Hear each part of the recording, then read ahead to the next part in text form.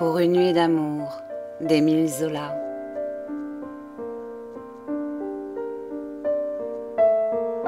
Première partie.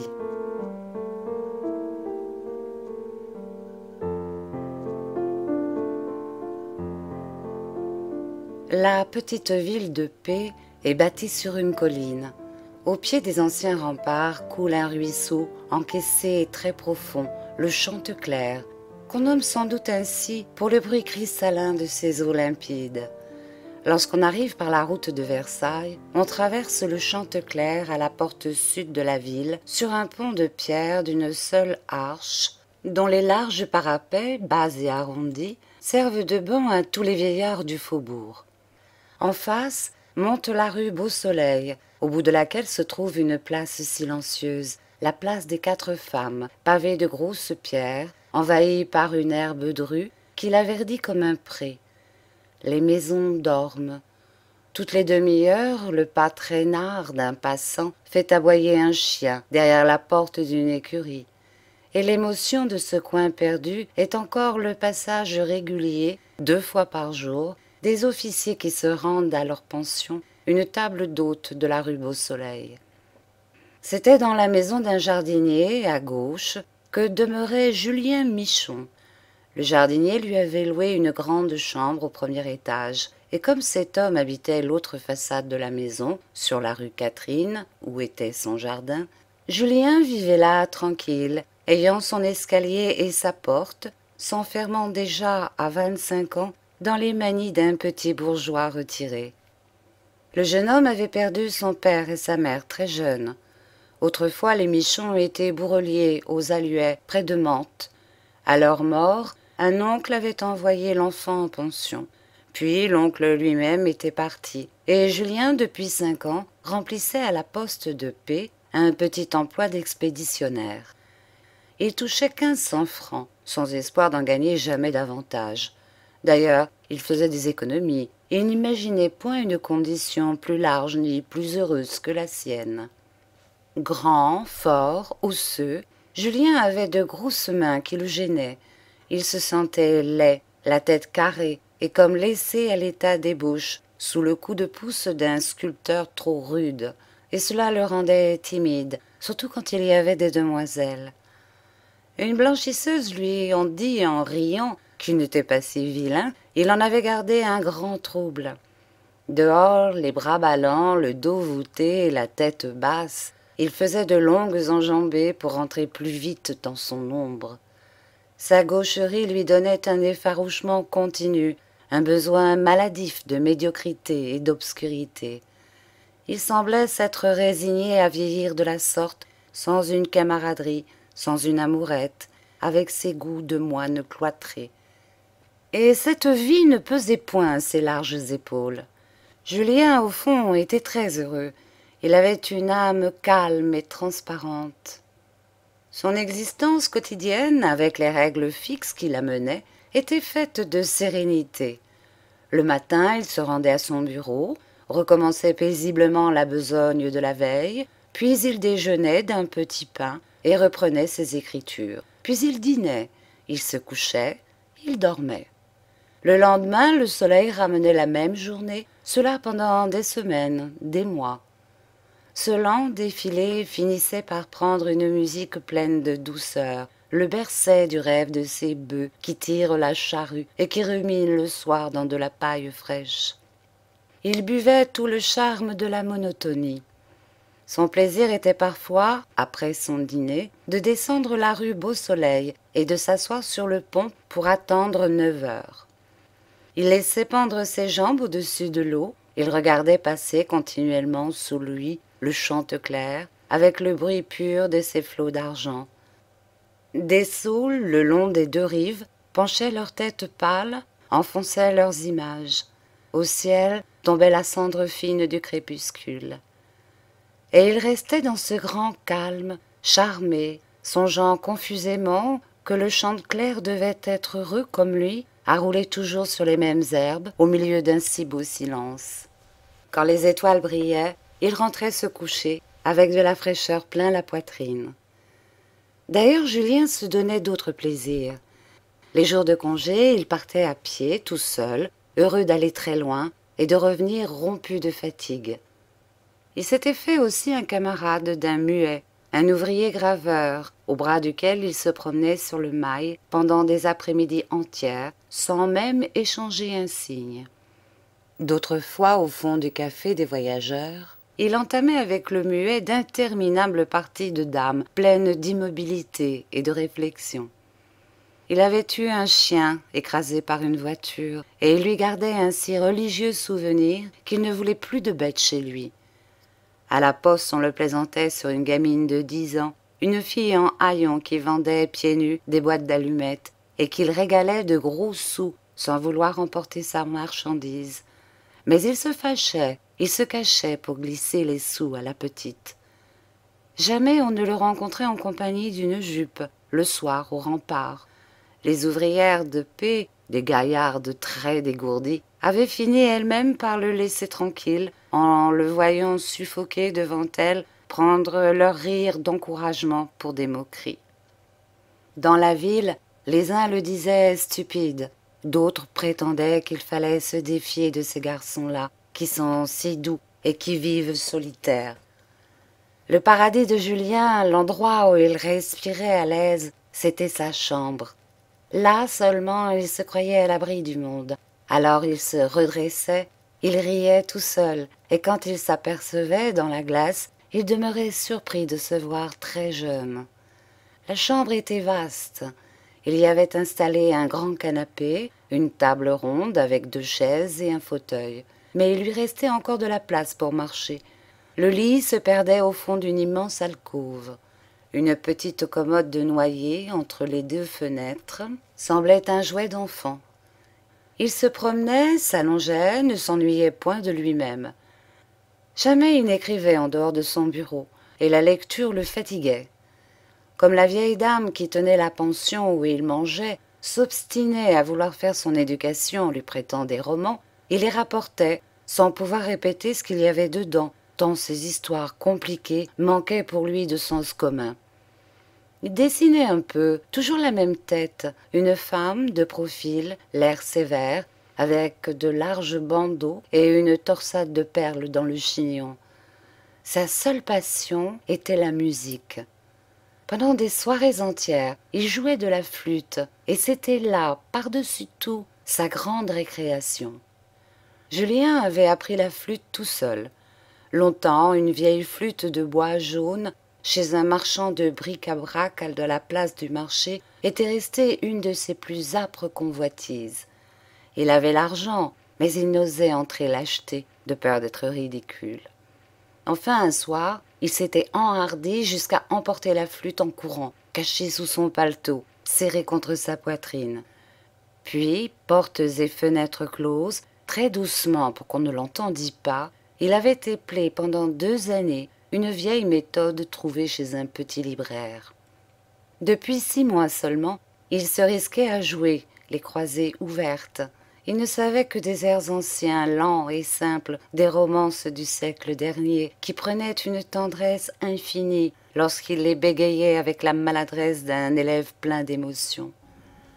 Dans les soirées tièdes, quand le quartier dormait, et que ce chant léger sortait de la grande pièce éclairée d'une bougie, on aurait dit une voix d'amour, tremblante et basse, qui confiait à la solitude et à la nuit ce qu'elle n'aurait jamais dit au plein jour. Souvent même, comme il savait les airs de mémoire, Julien soufflait la lumière par économie. Du reste, il aimait l'obscurité. Alors, assis devant une fenêtre, en face du ciel, il jouait dans le noir. Des passants levaient la tête, cherchaient d'où venait cette musique si frêle et si jolie, pareille aux roulades lointaines d'un rossignol. La vieille flûte de bois jaune était un peu fêlée, ce qui lui donnait un son voilé, le filet de voix adorable d'une marquise d'autrefois, chantant encore très purement les menuets de sa jeunesse. Une à une, les notes s'envolaient avec leur petit bruit d'ailes. Il semblait que le chant vînt de la nuit elle-même, tant il se mêlait au souffle discret de l'ombre. Julien avait grand-peur qu'on se plaignît dans le quartier, mais on a le sommeil dur en province. D'ailleurs, la place des 4 femmes n'était habitée que par un notaire, maître Savournin, et un ancien gendarme retraité, le capitaine Pidou, tous deux voisins commodes, couchés et endormis à 9 heures. Julien redoutait davantage les habitants d'un noble logis, l'hôtel de Marsanne, qui dressait de l'autre côté de la place, juste devant ses fenêtres, une façade grise et triste, d'une sévérité de cloître. Un perron de 5 marches, envahi par les herbes, montait à une porte ronde que des têtes de clous énormes défendaient. L'unique étage alignait 10 croisées, dont les persiennes s'ouvraient et se fermaient aux mêmes heures, sans rien laisser voir des pièces, derrière les épais rideaux toujours tirés. À gauche, les grands marronniers du jardin mettaient un massif de verdure qui élargissait la houle de ses feuilles jusqu'au rempart. Et cet hôtel imposant, avec son parc, ses murailles graves, son air de royal ennui, faisait songer à Julien que, si les Marsanne n'aimaient pas la flûte, il n'aurait certainement qu'un mot à dire pour l'empêcher d'en jouer. Le jeune homme éprouvait du reste un respect religieux quand il s'accoudait à sa fenêtre, tant le développement du jardin et des constructions lui semblait vaste. Dans le pays, l'hôtel était célèbre, et l'on racontait que des étrangers venaient de loin le visiter. Des légendes couraient également sur la richesse des Marsanne. Longtemps il avait guetté le vieux logis pour pénétrer les mystères de cette fortune toute puissante. Mais pendant les heures qu'il s'oubliait là, il ne voyait toujours que la façade grise et le massif noir des marronniers. Jamais une âme ne montait les marches descellées du perron. Jamais la porte verdie de mousse ne s'ouvrait. Les Marsanne avaient condamné cette porte. On entrait par une grille, rue Sainte-Anne. En outre, au bout d'une ruelle près des remparts, il y avait une petite porte donnant sur le jardin que Julien ne pouvait apercevoir. Pour lui, l'hôtel restait mort, pareil à un de ces palais de contes de fées peuplés d'habitants invisibles. Chaque matin et chaque soir, il distinguait seulement les bras du domestique qui poussait les persiennes. Puis la maison reprenait son grand air mélancolique de tombe abandonnée dans le recueillement d'un cimetière. Les marronniers étaient si touffus qu'ils cachaient sous leurs branches les allées du jardin.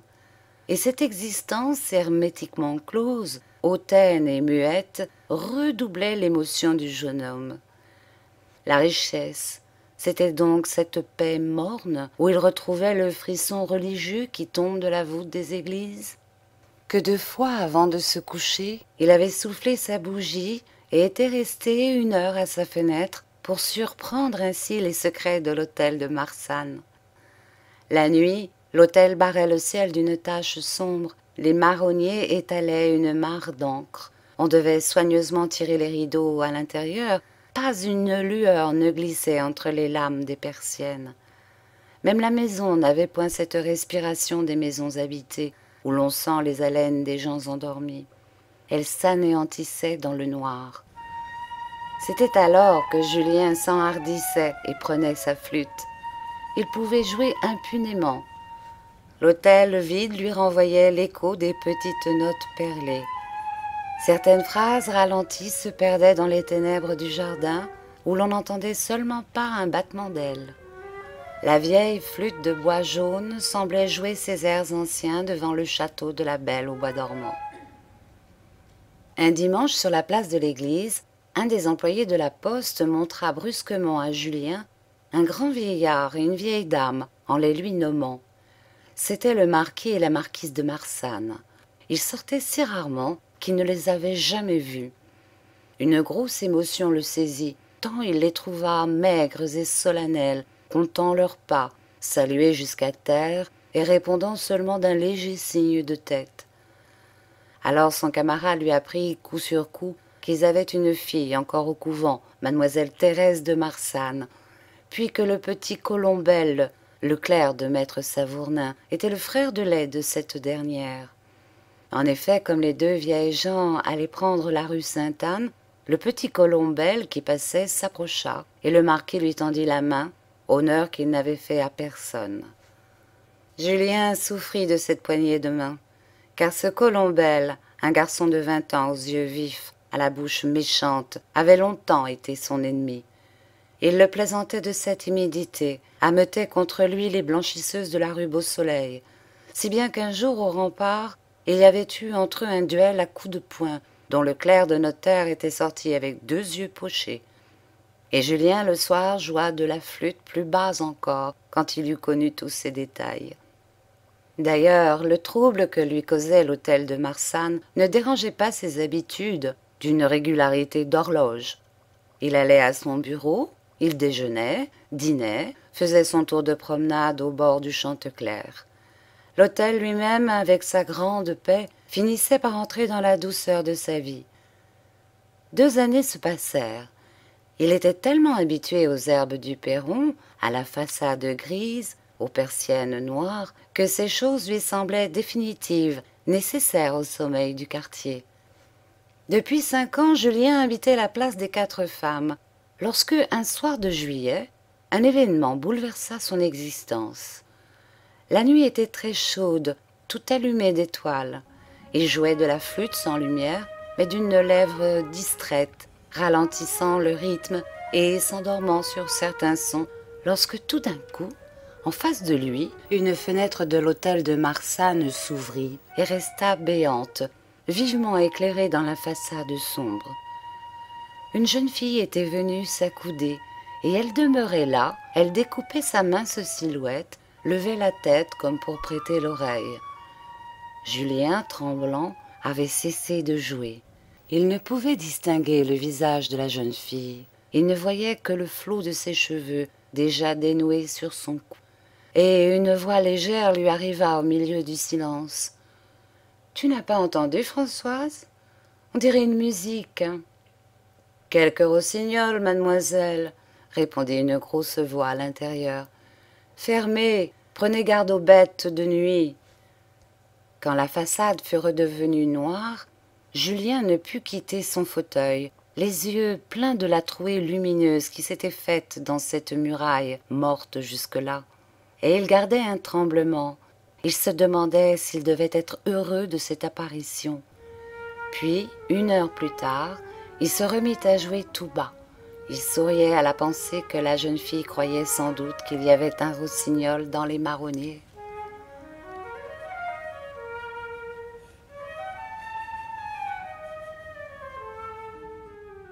Le lendemain, à la poste, la grosse nouvelle était que mademoiselle Thérèse de Marsanne venait de quitter le couvent. Julien ne raconta pas qu'il l'avait aperçue en cheveux, le cou nu. Il était très inquiet.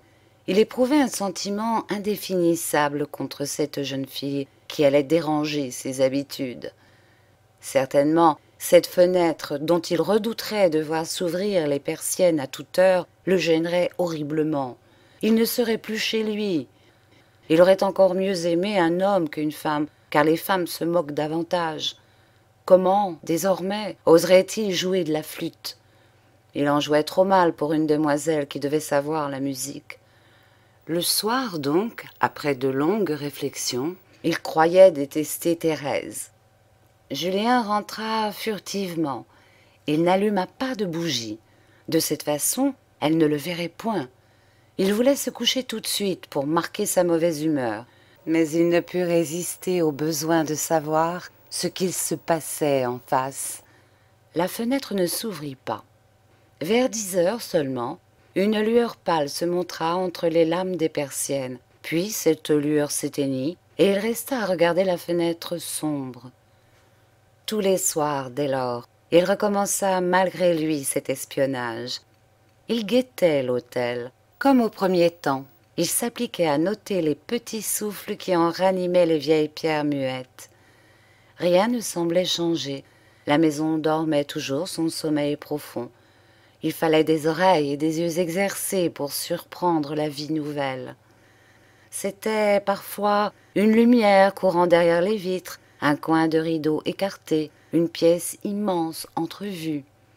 D'autres fois, un pas léger traversait le jardin, un bruit lointain de piano arrivait, accompagnant une voix, ou bien les bruits demeuraient plus vagues encore, un frisson simplement passait, qui indiquait dans la vieille demeure le battement d'un sang jeune.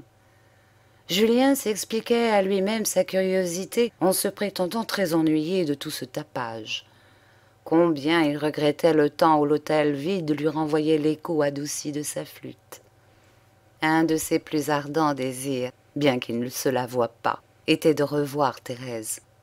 Il se l'imaginait le visage rose, l'air moqueur, avec des yeux luisants. Mais comme il ne se hasardait pas le jour à sa fenêtre, il ne l'entrevoyait que la nuit, toute grise d'ombre. Un matin, au moment où il refermait une de ses persiennes pour se garantir du soleil, il aperçut Thérèse debout au milieu de sa chambre. Il resta cloué, n'osant risquer un mouvement. Elle semblait réfléchir, très grande, très pâle, la face belle et régulière. Et il eut presque peur d'elle, tant elle était différente de l'image gaie qu'il s'en était faite. Elle avait surtout une bouche un peu grande, d'un rouge vif et des yeux profonds, noirs et sans éclat, qui lui donnaient un air de reine cruelle. Lentement, elle vint à la fenêtre, mais elle ne parut pas le voir, comme s'il était trop loin, trop perdu. Elle s'en alla, et le mouvement rythmé de son cou avait une grâce si forte qu'il se sentit à côté d'elle plus débile qu'un enfant, malgré ses larges épaules. Quand il la connut, il la redouta davantage. Alors commença pour le jeune homme une existence misérable. Cette belle demoiselle, si grave et si noble, qui vivait près de lui, le désespérait. Elle ne le regardait jamais, elle ignorait son existence. Mais il n'en défaillait pas moins en pensant qu'elle pouvait le remarquer et le trouver ridicule. Sa timidité maladive lui faisait croire qu'elle épiait chacun de ses actes pour se moquer. Il rentrait l'échine basse, il évitait de remuer dans sa chambre. Puis, au bout d'un mois, il souffrit du dédain de la jeune fille. Pourquoi ne le regardait-elle jamais? Elle venait à la fenêtre, promenait son regard noir sur le pavé désert et se retirait sans le deviner, anxieux de l'autre côté de la place. Et de même qu'il avait tremblé à l'idée d'être aperçu par elle, il frissonnait maintenant du besoin de la sentir fixer les yeux sur lui. Elle occupait toutes les heures qu'il vivait. Quand Thérèse se levait le matin, il oubliait son bureau, lui si exact. Il avait toujours peur de ce visage blanc aux lèvres rouges, mais une peur délicieuse dont il jouissait. Caché derrière un rideau, il s'emplissait de la terreur qu'elle lui inspirait jusqu'à se rendre malade, les jambes cassées comme après une longue marche. Il faisait le rêve qu'elle le remarquait tout d'un coup, qu'elle lui souriait et qu'il n'avait plus peur. Et il eut l'idée alors de la séduire à l'aide de sa flûte. Par les soirées chaudes, il se remit à jouer. Il laissait les deux croisées ouvertes et jouait dans l'obscurité ses airs les plus vieux, des airs de pastorale, naïfs comme des rondes de petites filles. C'étaient des notes longuement tenues et tremblées qui s'en allaient sur des cadences simples, les unes derrière les autres, pareilles à des dames amoureuses de l'ancien temps étalant leurs jupes. Il choisissait les nuits sans lune. La place était noire. On ne savait d'où venait ce chant si doux, rasant les maisons endormies de l'aile molle d'un oiseau nocturne.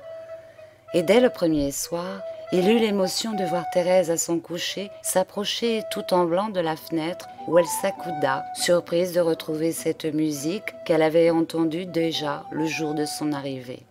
« Écoute donc, Françoise, dit-elle de sa voix grave, en se tournant vers l'intérieur de la pièce.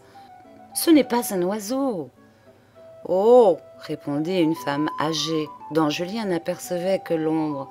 « C'est bien sûr quelque comédien qui s'amuse, et très loin, dans le faubourg. »« Oui, très loin, » répéta la jeune fille, après un silence rafraîchissant dans la nuit ses bras nus. Dès lors, chaque soir, Julien joua plus fort. Ses lèvres enflaient le son, sa fièvre passait dans la vieille flûte de bois jaune.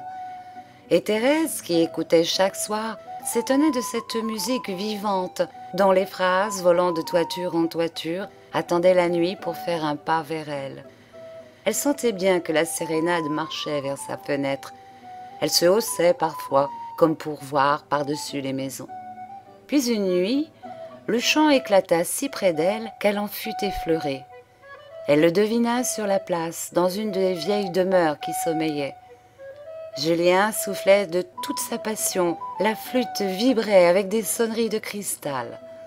L'ombre lui donnait une telle audace qu'il espérait l'amener à lui par la force de son chant. Et Thérèse en effet se penchait comme attirée et conquise. « Rentrez !» dit la voix de la dame âgée. « La nuit est orageuse, vous aurez des cauchemars. » Cette nuit-là, Julien ne put dormir.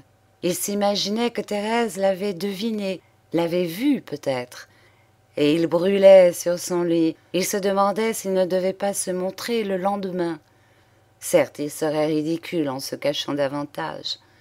Pourtant, il décida qu'il ne se montrerait pas, et il était devant sa fenêtre à 6 heures, en train de remettre sa flûte dans l'étui, lorsque les persiennes de Thérèse s'ouvrirent brusquement. La jeune fille, qui ne se levait jamais avant 8 heures, parut en peignoir, s'accouda, les cheveux tordus sur la nuque. Julien resta stupide, la tête levée, la regardant en face, sans pouvoir se détourner, tandis que ses mains gauches essayaient vainement de démonter la flûte. Thérèse aussi l'examinait, d'un regard fixe et souverain. Elle sembla un instant l'étudier dans ses gros os, dans son corps énorme et mal ébouché, dans toute sa laideur de géant timide. Et elle n'était plus l'enfant fiévreuse qu'il avait vue la veille. Elle était hautaine et très blanche, avec ses yeux noirs et ses lèvres rouges. Quand elle l'eut jugé, de l'air tranquille dont elle se serait demandé si un chien sur le pavé lui plaisait ou ne lui plaisait pas, elle le condamna d'une légère moue, puis tournant le dos sans se hâter, elle ferma la fenêtre. Julien, les jambes molles, se laissa tomber dans son fauteuil, et des paroles entrecoupées lui échappaient. « Ah, mon Dieu, je lui déplais, et moi qui l'aime, et moi qui vais en mourir !» Il se prit la tête entre les mains, il sanglota. Aussi, pourquoi s'être montré? Quand on était mal bâti, on se cachait, on n'épouvantait pas les filles. Il s'injuriait, furieux de sa laideur. Est-ce qu'il n'aurait pas dû continuer à jouer de la flûte dans l'ombre, comme un oiseau de nuit qui séduit les cœurs par son chant et qui ne doit jamais paraître au soleil s'il veut plaire? Il serait resté pour elle une musique douce, rien que l'air ancien d'un amour mystérieux. Elle l'aurait adoré sans le connaître, ainsi qu'un prince charmant venu de loin et se mourant de tendresse sous sa fenêtre. Mais lui, brutal et imbécile, avait rompu le charme. Voilà qu'elle le savait d'une épaisseur de bœuf au labour, et que jamais plus elle n'aimerait sa musique. En effet, il eut beau reprendre ses airs les plus tendres, choisir les nuits tièdes embaumées de l'odeur des verdures, Thérèse n'écoutait pas, n'entendait pas. Elle allait et venait dans sa chambre, s'accoudait à la fenêtre, comme s'il n'avait pas été en face, à dire son amour avec des petites notes humbles. Un jour même, elle s'écria « Mon Dieu, ce que c'est énervant, cette flûte qui joue faux !» Alors, désespéré, il jeta sa flûte au fond d'un tiroir et ne joua plus. Il faut dire que le petit Colombel, lui aussi, se moquait de Julien.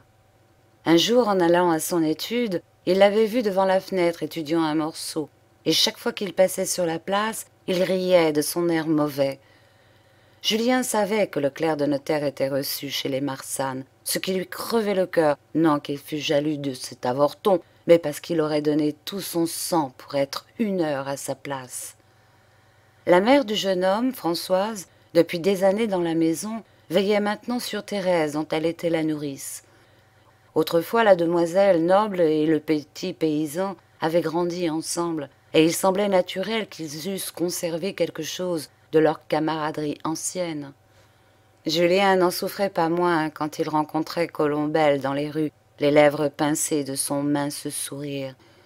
Sa répulsion devint plus grande le jour où il s'aperçut que l'avorton n'était pas laid de visage, une tête ronde de chat, mais très fine, jolie et diabolique, avec des yeux verts et une légère barbe frisée à son menton douillet.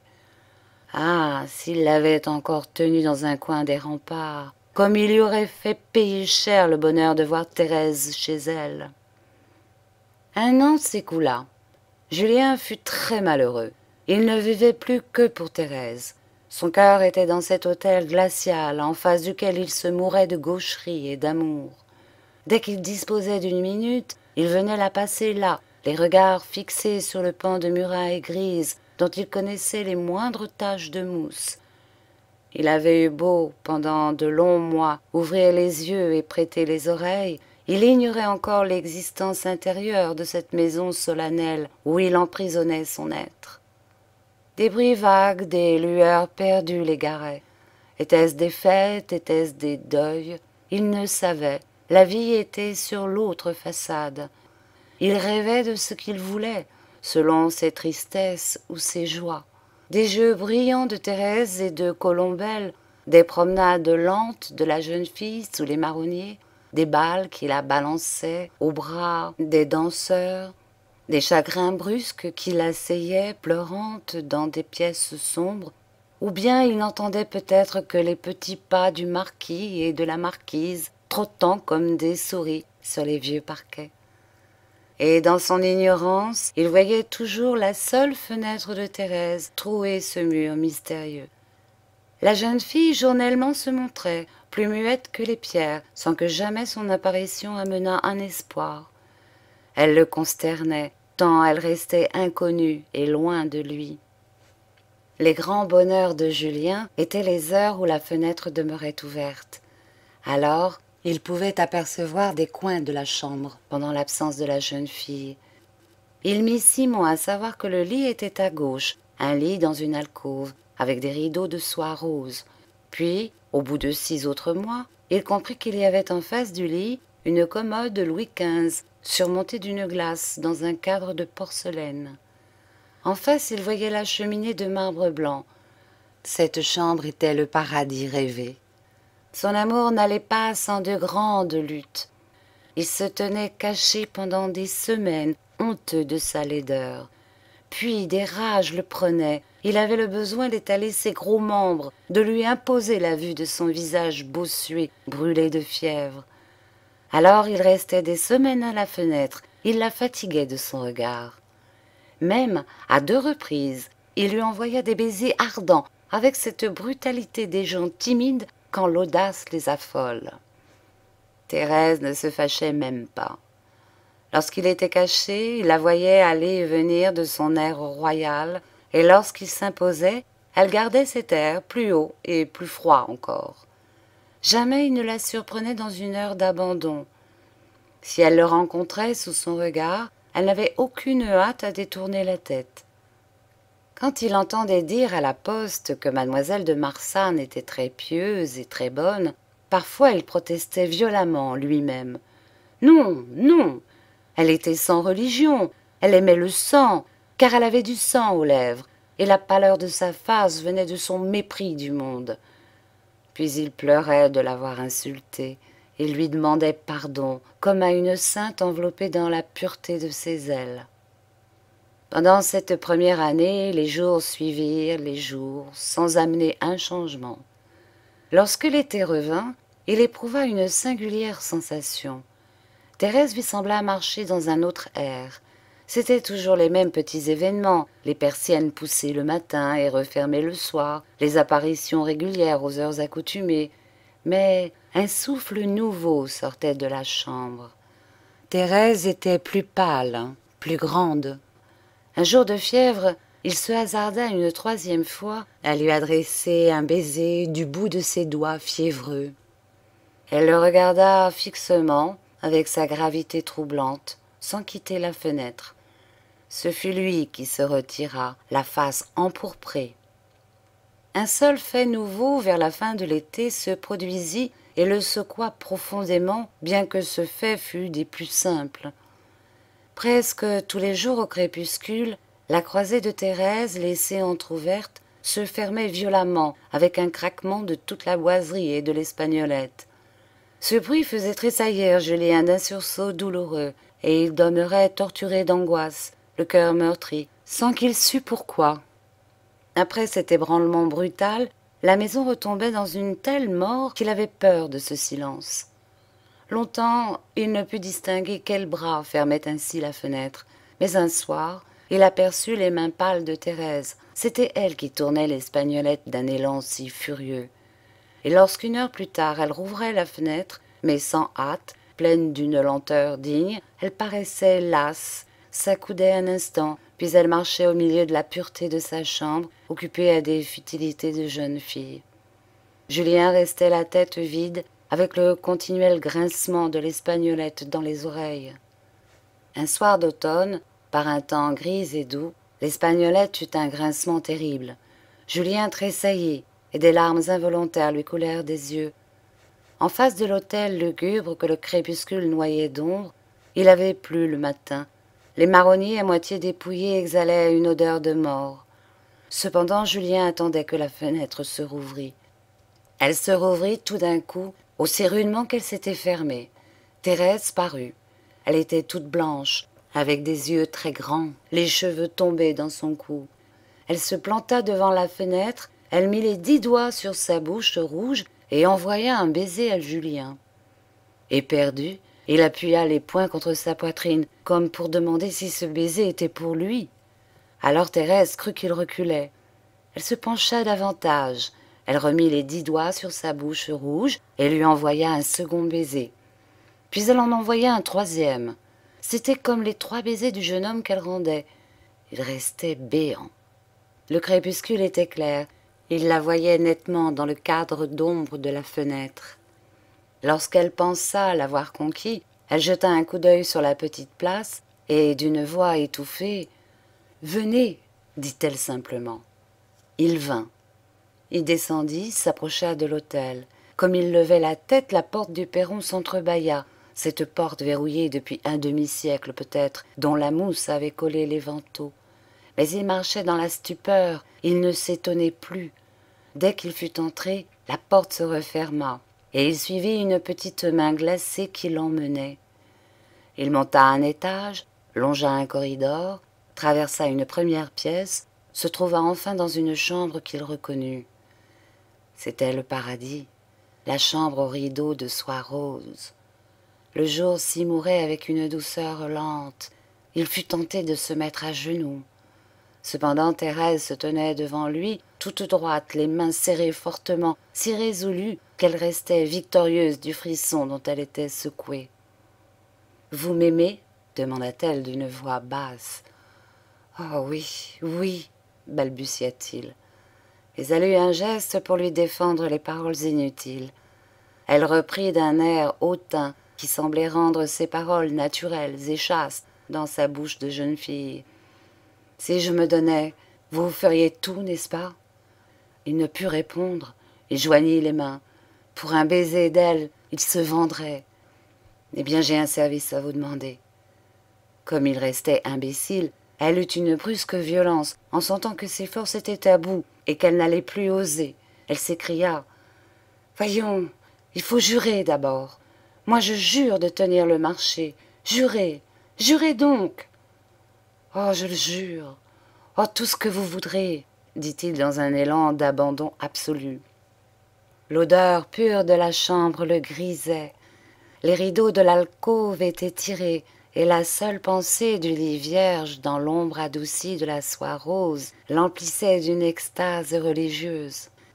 Alors, de ses mains devenues brutales, elle écarta les rideaux, montra l'alcôve, où le crépuscule laissait tomber une lueur louche. Le lit était en désordre, les draps pendaient, un oreiller tombé par terre paraissait crevé d'un coup de dent, et au milieu des dentelles froissées gisait le corps d'un homme, les pieds nus, vautrés en travers. « Voilà, » expliqua-t-elle d'une voix qui s'étranglait. « Cet homme était mon amant. Je l'ai poussé. Il est tombé, je ne sais plus. Enfin, il est mort. Et il faut que vous l'emportiez. Vous comprenez bien. C'est tout. Oui, c'est tout, voilà. »